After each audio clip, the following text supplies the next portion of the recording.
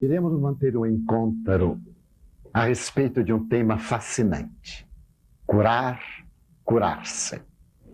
O almirante Hart, depois da Segunda Guerra Mundial, elaborou uma evocação que nos parece muito oportuna para darmos início ao nosso encontro. Essa evocação tem passado através de diferentes épocas, como sendo de um autor anônimo e com muitas variantes. Mas ele disse mais ou menos assim: Senhor, dá-nos a serenidade para aceitar tudo quanto devemos aceitar, para aceitar tudo aquilo que é difícil de ser aceitado, mas dá-nos, sobretudo, sabedoria para distinguir uma coisa da outra.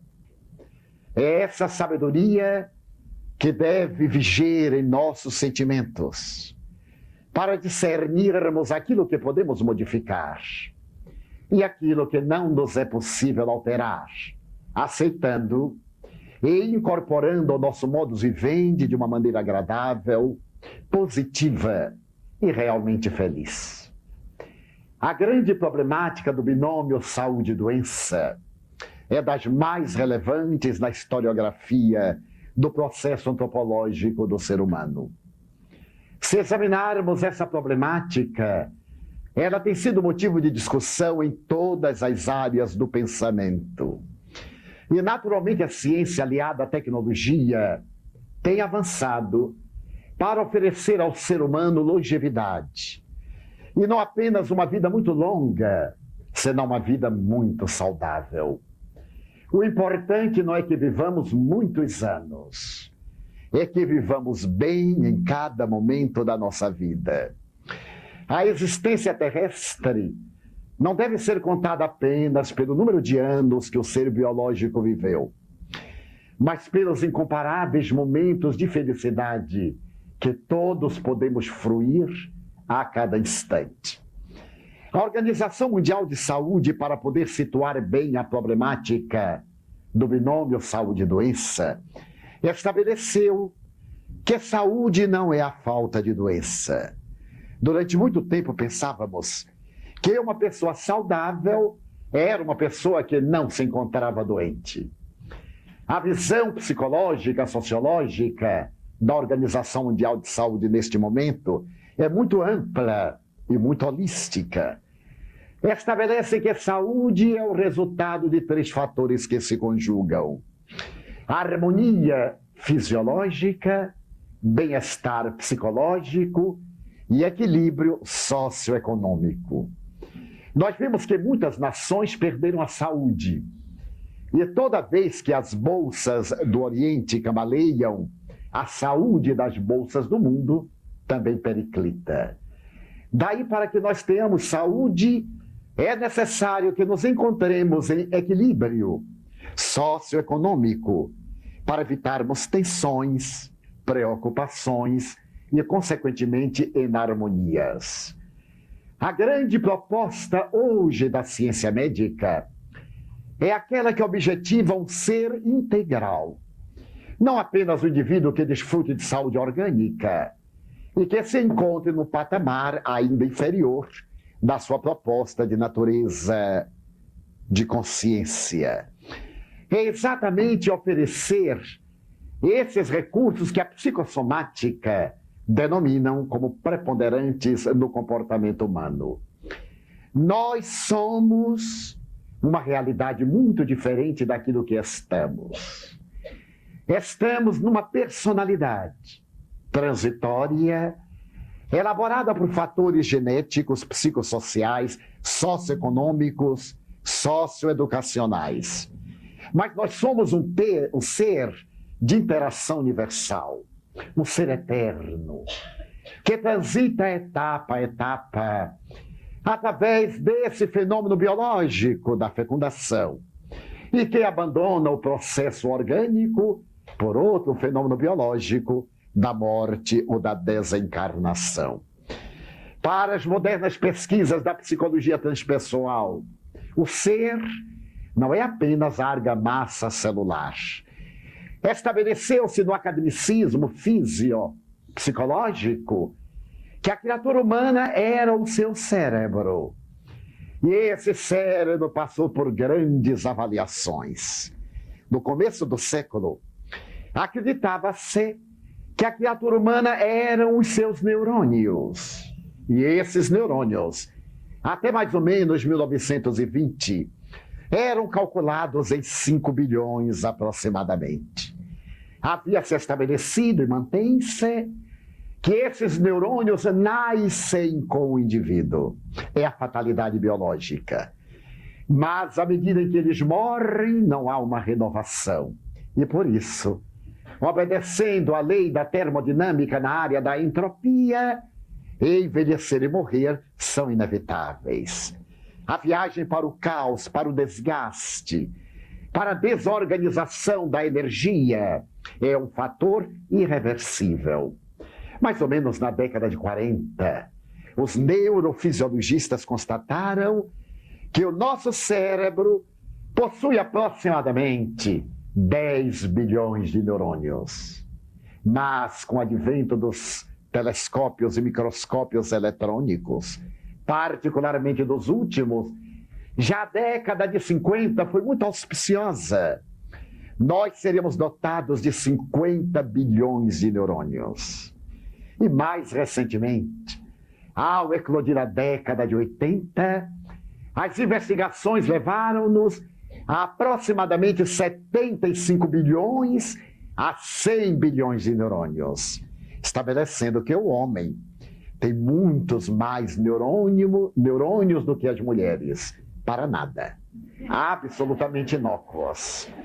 Mas são aproximadamente 75 bilhões a 100 bilhões de neurônios. E o cérebro deixou de ser aquele órgão mítico e desconhecido para ser considerado uma glândula.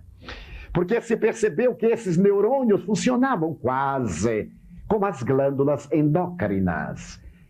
Eles elaboravam enzimas até há 10 anos. Se havia classificado o número de 36 enzimas, mas hoje são aproximadamente 60 peptídeos, ou neuropeptídeos. A sua área mais forte está exatamente na área límbico-hipotalâmica, que é a chamada área quente. E aí que está praticamente a nossa vida, a nossa saúde. E nas paredes gastrointestinais, esses peptídeos encontram-se numa larga rede. Graças a eles, nós temos admiráveis enzimas, como a interferona, como as endorfinas, como a hemoglobina e tantos outros. Temos um choque e imediatamente vem um colapso periférico, uma sudorese, o resfriamento. Temos uma emoção e alguns enrubescem, eu empalideço. Nós naturalmente começamos a evocar uma cena agradável e temos uma descarga de adrenalina na corrente sanguínea. Uma cena desagradável. E naturalmente experimentamos uma grande descarga de dopaminas. Tomamos um choque. E antes que o cérebro registre a reação, já ele percebeu que íamos tomar o choque, o golpe, e derrama a endorfina. E não temos nenhuma sensação. Às vezes damos-nos conta de um hematoma, de uma equimose, e dizemos, eu não me lembro do momento da pancada. Graças às nossas endorfinas. Mas hoje a ciência de tal forma se tornou elástica que matou muitos mitos. O mito da velhice. Acreditava-se que uma pessoa de 40 anos era praticamente inválida. E em nosso país, ela não é inválida, mas está quase inválida. E vemos uma pessoa de 40 anos e dizemos, meu Deus, já tem 40 anos. E nós, os que temos alguns meses mais de 40 anos, vingamos-nos dizendo, eu já cheguei até aqui, agora você, eu não sei. é uma praga. Estamos desejando que a pessoa morra de acidente ou de outra coisa qualquer. É a vingança do adulto que tem inveja do jovem. Mas somente envelhece quem quer. E somente é velho quem velho se considera. Porque a nossa atividade mental mantém a nossa juventude. É como dizermos, eu já não tenho a mesma facilidade para memorizar. Estou perdendo a memória, pois procure-a, ela está lá no arquivo. É somente buscá-la. Não espere que ela chame por você. As pessoas mentalmente ativas mantêm a memória muito lúcida. Eu a tenho hoje melhor do que quando contava 20 anos. Simplesmente porque me recusei a ser velho. Aceitei a beleza do envelhecimento. Porque cada idade tem o seu contributo, tem a sua maravilha, tem as suas conquistas. E não pode haver nada mais fascinante do que cada momento do vir a ser, como asseverava o psicólogo russo Gurdjieff.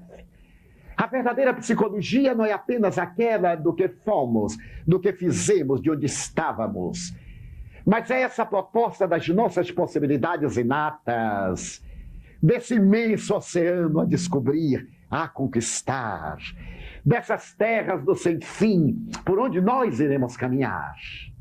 Daí, à medida em que nós nos esforçarmos, a memória tende, exceto diante das psicopatologias ou de outros processos degenerativos que fazem parte da nossa máquina.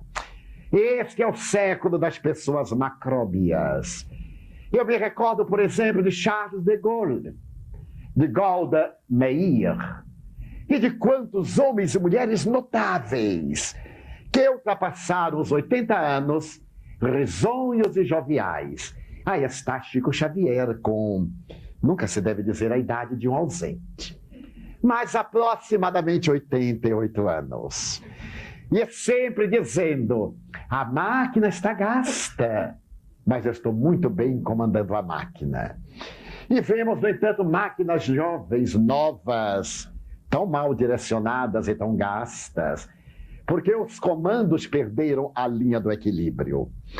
Daí uma das condições para a saúde mental é o exercício dos neuropeptídeos, da máquina de natureza psíquica. Não dar trégua à máquina cuja função é atender às exigências do eu superior, também chamado self, também chamado espírito, também com outras designações conforme a corrente filosófica, cultural ou religiosa que cada qual professe. Mas se estabeleceu que este ser profundo, este ser transpessoal que independe do cérebro, é o comandante da máquina. E ela atende-o conforme o direcionamento que ele dê, tendo-lhe as rédeas na mão. Afirmávamos que somente é velho quem quer. Conheço pessoas que, a partir dos 40 anos, aos 45, e principalmente quando se aposentam, que assinam o próprio atestado de decadência. E a palavra aposentado passou a ser o carimbo da senectude. Olha, ele é aposentado. É inútil. É a cadeira velha que rasgou a palhinha e se coloca no canto e não deixa ninguém sentar, porque está furada. Aí sim é uma coisa velha. Mas a pessoa aposenta-se para começar a trabalhar. Na Índia, nós vamos encontrar no Bhagavad Gita, e particularmente no Vedanta, uma proposta comportamental. O indivíduo até os 18 anos pertence, entre aspas, aos seus pais. Dos 18 aos 50, à família. E a partir dos 50, ele se pertence a si mesmo, para entregar-se à vida espiritual. Ele é totalmente livre, porque é o momento da sua maturidade e das suas experiências. Mas nós somos escravos de convenções, de imposições injustificáveis, de tabus e de superstições. Em nosso país, uma pessoa aposentada, assinalada por esse timbre de decadência orgânica e mental, é o indivíduo que se nega a viver. E não pode haver espetáculo mais hediondo do que as pessoas de mais de 40 anos, principalmente os homens, de boné, numa praça pública jogando dama ou gamão. E falando dos seus maravilhosos, detestáveis tempos do passado. Porque nada é mais detestável do que o meu tempo. Ai, antigamente era horrível. Não pode haver nada pior do que as viagens de antigamente. A pessoa de guarda-pó branco para entupir-se de areia de todas as coisas e de pó de todas as cores. Nada mais maravilhoso hoje do que uma pista de asfalto, ou do que o suave deslizar de um avião. Eu sou pioneiro da aviação. Viajei nos primeiros que chegaram ao Brasil na década de 40. E posso avaliar hoje com um Boeing, atravessando o oceano e indo pousar suavemente noutro continente na Europa ou na Ásia. E a pessoa sair tão confortavelmente quanto entrou, sem dar-se conta da viagem que fez. Então nós devemos negar-nos para uma boa saúde psicológica a esse timbre de ser aposentado. E aqui apresentaria uma sugestão às esposas. Ponham para fora de casa os maridos aposentados. Não pode haver nada pior do que um homem aposentado dentro de casa. A mulher liga a luz e ele apaga. Ela abre o bico de gás e ele apaga para fazer economia. Não admitam. Ponham-no para trabalhar no lar Fabiano de Cristo, que aceita esses mamutes para reatualizá-los. E também a mulher, no período mais belo da sua vida, quando ela desabrocha, não pode haver nada mais belo e pleno do que a mulher de 40 anos, de 50, a de 70 também. Que é a plenitude. Olhe-se o rosto de uma coisinha fofa de 18 anos que passa. E o semblante tranquilo de uma mulher harmonizada de 50 anos. A mulher de Balzac já está totalmente ultrapassada. E sempre que eu falo a respeito da mulher de Balzac, eu me lembro de uma prima. Que naquela época seu tormento era não completar 30 anos. E ela ficou 11 anos nos 29. Porque se completasse 30 anos seria balzaquiana. E ser balzaquiana era o sinete da mulher rejeitada, da mulher abandonada. Hoje, quanto mais experiente, mais requestada a mulher. Vejamos a revista Caras e as caretas horríveis que aparecem nela. E nós teremos ideia das mulheres no seu esplendor. Porque saúde é um estado de espírito. E o espírito jovial é sempre saudável. Carl Gustav Jung dividiu a humanidade em dois biótipos. O introvertido, que é sempre o indivíduo candidato a doenças, e o extrovertido, que é o indivíduo saudável. É aquele que facilmente faz a catarse, que exterioriza conflitos, que se libera de todo esse tormento. Mas William James, o pragmatista americano, também dividiu as criaturas em dois grupos. Os indivíduos fortes, os indivíduos fracos. Os indivíduos fortes não são os que têm bíceps desenvolvidos. São aqueles que se aceitam. Ele se aceita como é. E ele se ama exatamente porque assim é.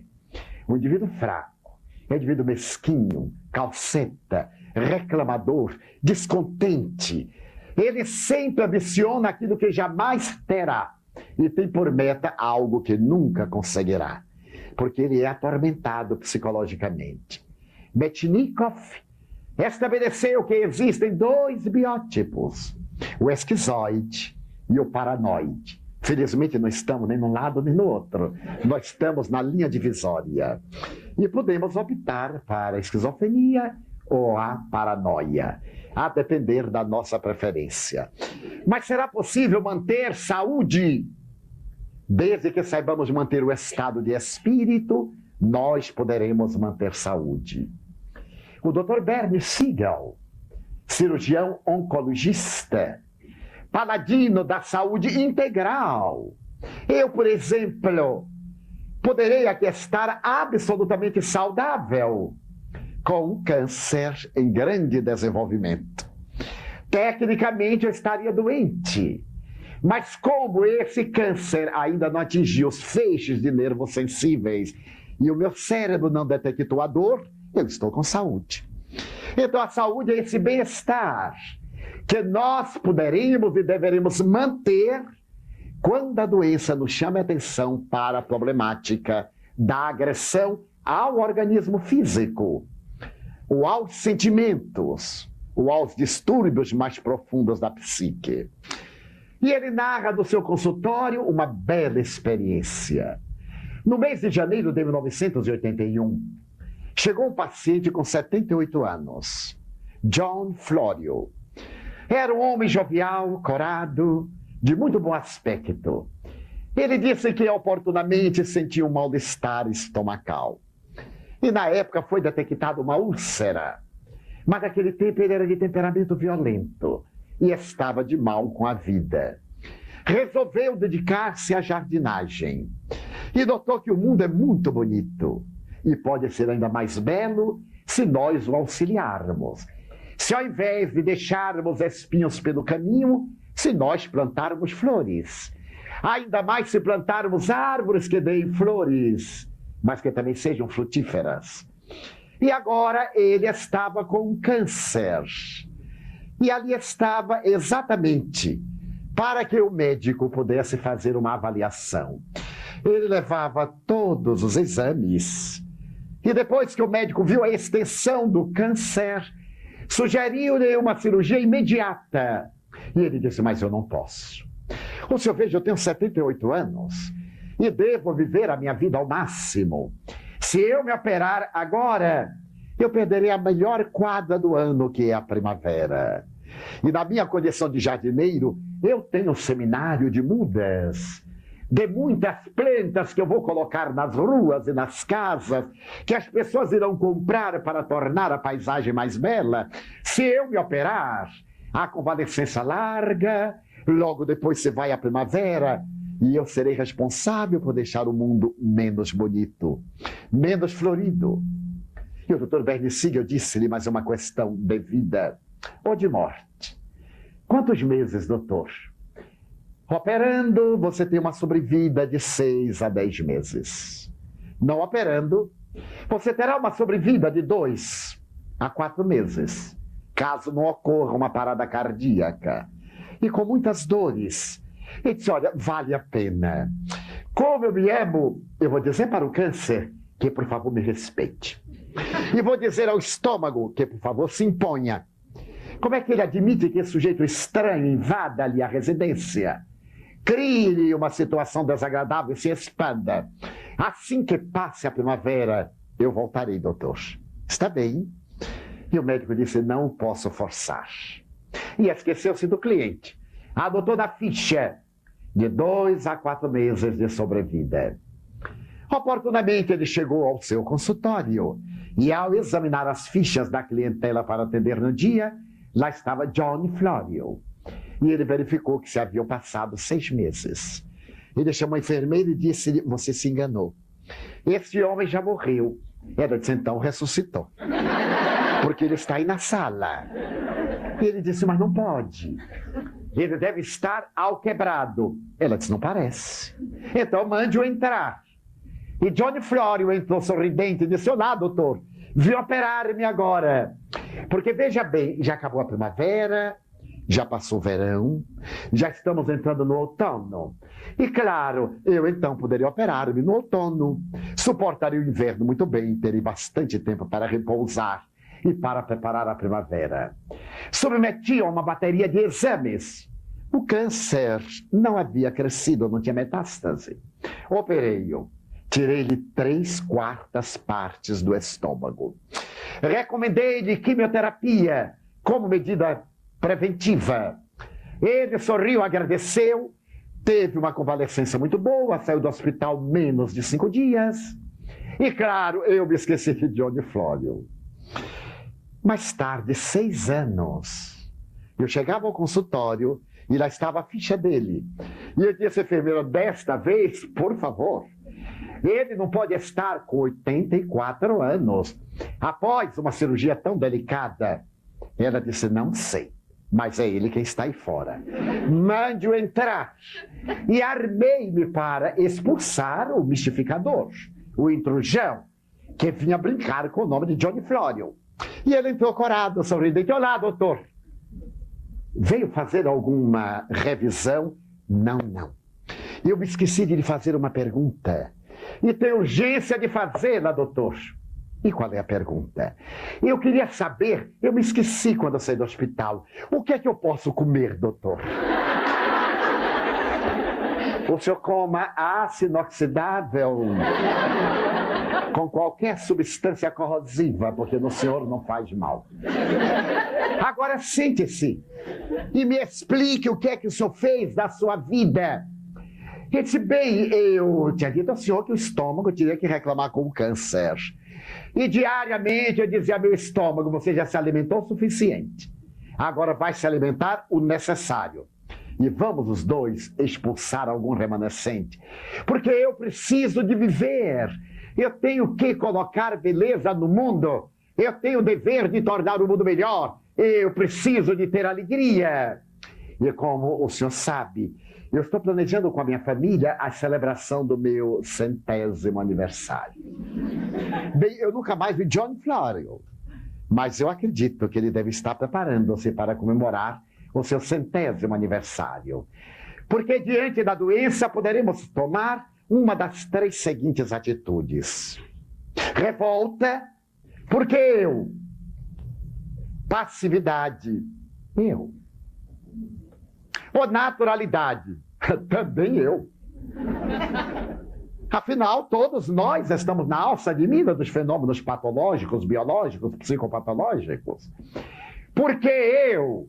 Porque sou uma criatura humana. E acontece com todos. A única exceção que parece ter existido na Terra é Jesus Cristo.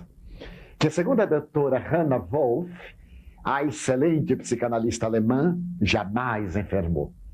Porque ele era o excelente psicoterapeuta que fazia a autocura e que aos outros curava. Todos passamos por essas experiências que são eminentemente psicobiológicas, da maquinaria fisiológica. Então nós deveremos perguntar diante dessa intercorrência da notícia cruel. Por que eu? Porque também eu estou vivo. E é maravilhoso estar vivo. Disse-me um amigo que foi vítima de um acidente de automóvel. Ele foi atirado longe e teve concussão cerebral. Na hora que recuperou a consciência, a primeira coisa que ele perguntou a alguém que estava, eu já morri ou ainda estou vivo? A pessoa disse, olha, pelo menos que eu saiba, você está vivo. Que maravilhoso! Quando quis levantar os braços, não pude, estava paralítico, mas estava vivo. Estava falando, estava pensando. Alguns dos meus sentidos estavam intactos. Os outros eu ia cuidar depois. A depender da minha mente. E o notável dessa experiência, conta Bernie Siegel, é o oposto de uma paciente. Ela estava com processo degenerativo irrecuperável. Era enfermeira em um hospital. A doença apresentou-se-lhe lentamente, foi-se-lhe instalando e ela recebeu, naquele dia, o diagnóstico. Esclerose múltipla, irreversível. Era uma esclerose daquelas mais cruéis. E o médico e ela perguntou ao médico, quanto tempo? E ele lhe respondeu, 6 meses. A senhora deseja ser útil à humanidade? Assine, oferecendo o seu corpo para investigações médicas. Ele foi muito sutil, como se vê, e foi muito otimista. Ela recusou-se dar o corpo a alguém que ele acabava de tirar a razão de viver. Foi para casa. No dia seguinte, o hospital despediu-a. E no dia imediato, enquanto ela estava fazendo o tratamento médico, a sua residência foi invadida e roubaram-lhe tudo quanto de melhor ela tinha. Quando ela chegou de cadeira de rodas e a enfermeira deixou-a diante do espelho, ela olhou aquele corpo e odiou. Odiou com todas as veras do sentimento. E descobriu que sempre havia odiado o corpo. Sempre se havia detestado, como sendo uma mulher que não tinha o direito de ser feliz e muito menos de viver em harmonia. A enfermidade se foi desenvolvendo, foi crescendo, imobilizando-a. E certo dia, enquanto ela estava sendo preparada para o banho, ela se olhou no espelho, a perna direita absolutamente fragilizada. Era a reminiscência de uma paralisia infantil. A outra, que era normal, parecia deformada junto daquela, frágil. O corpo, desprezível, caído, informe. E ela o olhou com absoluto desdém. Então desejou morrer. Tomou banho e continuou pensando que ela não merecia viver. 6 meses, ela contava 24 anos. Então morrer era um alívio, mas ela era tão jovem, 24 anos. Ninguém nunca lhe havia dito, eu amo você. Ela lembrou-se que havia lido oportunamente a referência de um grande cientista de Harvard. O Dr. MacLeod havia dito que ele estava medindo a curvatura do amor e a interferência do amor nos linfócitos e no sistema imunológico. Poderá o amor, um sentimento, mudar o desenvolvimento dos linfócitos e trabalhar no sistema imunológico? Ele partia de uma premissa. Ele tivera a oportunidade de assistir a conferência de um desvairado, um psicólogo tresloucado. Ele dizia que a interação mente, corpo, espírito, matéria era possível. E que através da mente o indivíduo pode retificar o metabolismo orgânico, o equilíbrio fisiológico. E claro, o grupo cientista sorriu complacente e misericordioso daquela estupidez. Ele foi convidado a desenvolver um seminário em Harvard. E chegou e demonstrou que era mesmo psicopata. Ao invés de se ater ao seminário, ele tomou de um livro e começou a ler a história dos amantes de Lady Chatterley. Começou a ler, particularmente naquele ângulo erótico, em que são descritas as cenas mais agressivas de uma sensualidade vil. E continuou lendo tranquilamente, e dando vida.